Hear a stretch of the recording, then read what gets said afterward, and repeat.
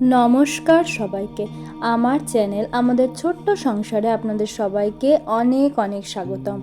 আজকে আমি তৈরি করব লোটে মাছের চপ। লোটে মাছের চপ তৈরি করার জন্য লোটে মাছগুলোকে খুব ভালো করে ধুয়ে নিয়ে মাথাটা বাদ দিয়ে হাফ হাফ কেটে নিয়েছি। এবার আমি লোটে মাছগুলোকে ম্যারিনেট করব। ম্যারিনেট করার জন্য দিয়েছিলাম পেঁয়াজ বাটা, আদা বাটা, রসুন বাটা, লঙ্কা বাটা আর দিয়েছিলাম কিছু ধনেপাতা কুচি দিয়ে কিছুক্ষণ মাখিয়ে রেখে দিয়েছিলাম। লোটে মাছ থেকে তো বেশ খানিকটা জল নির্গত হয়েছিল, সেটা শুষে নেওয়ার জন্য কিছুটা সুজি অ্যাড করেছিলাম আর সবশেষে কিছুটা কর্নফ্লাওয়ার দিয়ে মাখিয়ে নিয়েছি।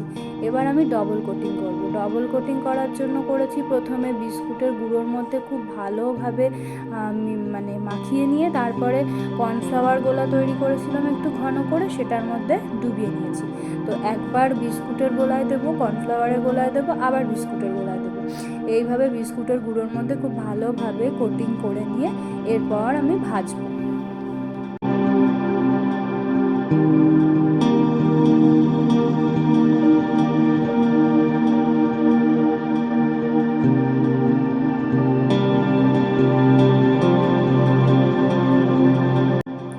বেশ কয়েকটা টুকরোকে ডবল কোটিং করে নিয়েছি।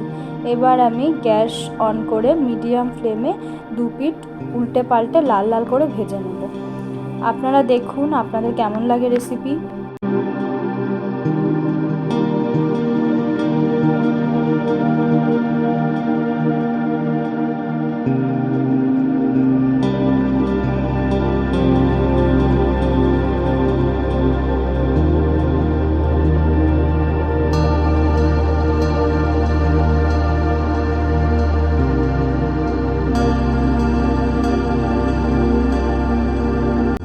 এই দেখুন আপনাদের সঙ্গে গল্প করতে করতে অনেকগুলো লোটে মাছের চপ আমার ভাজা হয়ে গেছে। আসুন এবার তাহলে সার্ভ করা যাক। আমি তো একটা বড় প্লেটের মধ্যে অনেকগুলো লোটে মাছের চপ নিয়ে নিয়েছি আর সস দিয়ে গার্নিশ করে সুন্দর করে সাজিয়ে নিয়েছি। সাজানোর পর যেমন সুন্দর লাগছে, খেতেও কিন্তু সেরকমই মারাত্মক টেস্টি হয়েছিল। আপনারা বাড়িতে এই রকমই সহজ পদ্ধতিতে লোটে মাছের চপ তৈরি করে নেবেন।